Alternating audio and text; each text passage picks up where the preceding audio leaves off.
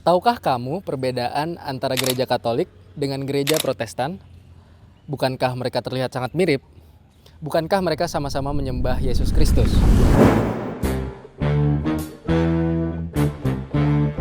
Kami mempelajari bahwa perbedaan yang paling mencolok antara gereja Katolik dengan gereja Protestan adalah sifat yang apostolik di gereja Katolik dan prinsip sola scriptura di dalam gereja Protestan. Kedua perbedaan ini menjadi latar belakang utama penulisan studi kasus ini. Dalam studi kasus ini, kami akan membahas 4 masalah utama. Yang pertama adalah bagaimana pandangan dan penerapan gereja Katolik terhadap tradisi apostolik. Yang kedua adalah apa perbedaan mendasar antara tradisi apostolik dengan prinsip sola scriptura di dalam gereja Protestan. Yang ketiga adalah bagaimana tradisi apostolik mampu menjaga keseragaman iman dengan pengajaran gereja Katolik.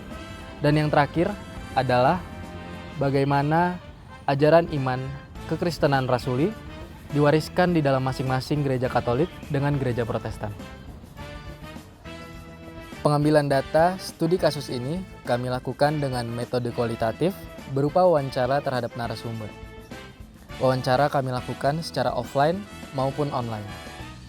Untuk mendapatkan pandangan dari berbagai pihak, kami melakukan wawancara terhadap 2 narasumber dari gereja Katolik dan 2 narasumber dari gereja Protestan.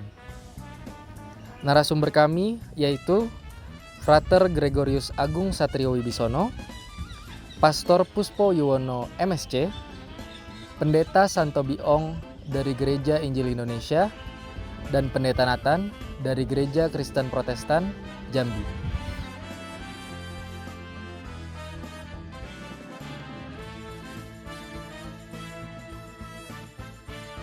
Dalam gereja Katolik, tradisi apostolik adalah ajaran dan kebiasaan yang diteruskan dari para rasul yang belajar langsung dari Yesus Kristus melalui suksesi apostolik, dari Rasul Petrus hingga saat ini.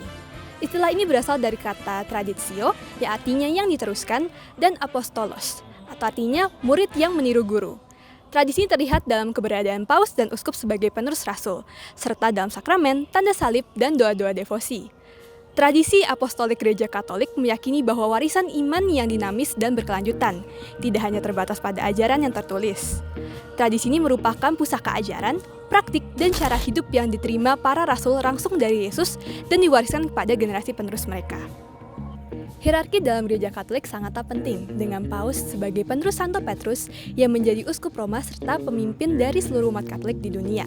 Tujuannya adalah untuk menjaga kemurnian dari warisan ajaran iman Katolik dan juga agar terbebas dari penyimpangan.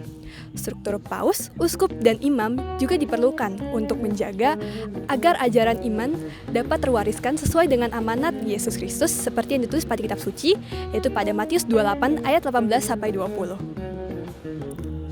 Tradisi apostolik juga dihargai dalam gereja Kristen Protestan, seperti surat-surat rasuli, kredo, dan juga sakramen, meskipun bukan sebagai pedoman utama. Bagi gereja Kristen Protestan, sumber kebenaran tertinggi terdapat pada Yesus Kristus itu sendiri dan juga Alkitab, sesuai dengan prinsip sola scriptura yang dianut oleh gereja Kristen Protestan. Jemaat didorong untuk bisa menafsirkan Alkitab itu sendiri, serta khotbah, doa, dan ajaran harus berpusat pada kitab suci langsung. Karena adanya penafsiran yang berbeda-beda, maka terbentuklah denominasi-denominasi yang berbeda. Ada yang sesuai, ada juga yang dianggap menyimpang. Untuk menjaga kemurnian dari ajaran itu sendiri, para pendeta diwajibkan untuk belajar di sekolah teologi.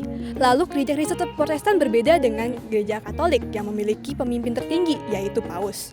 Gereja Kristen Protestan tidak memiliki pemimpin pusat, melainkan denominasi-denominasi akan mengatur gerejanya sendiri. Walaupun berbeda-beda, pemimpin tertinggi dari gereja Protestan tetap berada pada Yesus Kristus itu sendiri.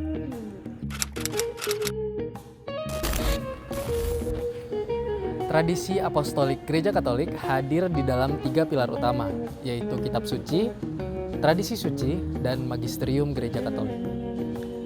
Kitab suci memanglah hal yang sangat penting, namun tidak semua ajaran Yesus Kristus dituliskan di dalamnya. Disinilah peran magisterium gereja untuk memastikan ajaran di dalam gereja Katolik tetap sesuai dengan pengajaran para rasul. Apa itu magisterium gereja? Magisterium gereja merupakan kuasa atau wewenang untuk mengajar yang dimiliki secara utama oleh paus dan uskup. Kuasa ini kemudian dapat didelegasikan kepada para imam, biarawan, dan semua komponen lain yang ada di dalam gereja Katolik. Hal ini berbeda dengan prinsip sola scriptura gereja Protestan yang menempatkan Alkitab sebagai satu-satunya otoritas tertinggi. Jemaat gereja Protestan diajak untuk menafsirkan firman Tuhan secara pribadi sebagai ruang partisipasi aktif. Namun, menurut kami, partisipasi aktif ini berisiko untuk menimbulkan banyaknya perbedaan tafsir dan munculnya berbagai denominasi. Sementara itu, gereja Katolik menjaga kesatuan ajaran lewat otoritas magisterium yang menjadi penuntun resmi bagi umat. Yang dapat memberikan pengajaran dalam gereja Katolik hanyalah individu yang terpilih, ditahbiskan, dan juga mendapat bantuan dari Roh Kudus.